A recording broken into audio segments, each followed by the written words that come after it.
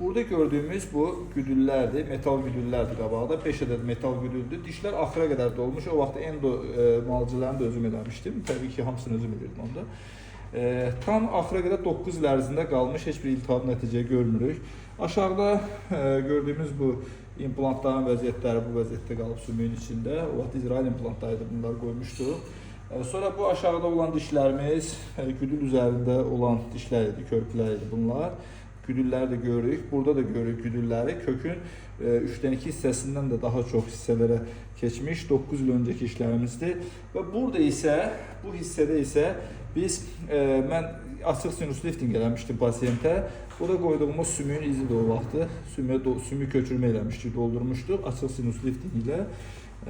Belə uzun, böyük implantlar qoymuşduq ki, bugün də pasiyentimizə qulluq eləyir. Hələ uzun illər, bundan sonra bu dişlər yenə də qulluq edəcək. 9 il belə gəlirsə, 9 ildə qabaqda geçib, 18-20 il rahatlıqla qulluq edəcək. Vaxtaşırı belə baxımlar, vaxtaşırı çıxan problemini aradan qaldırılmaqla, yəni vaxtaşırı bir baxım lazımdır bilirik.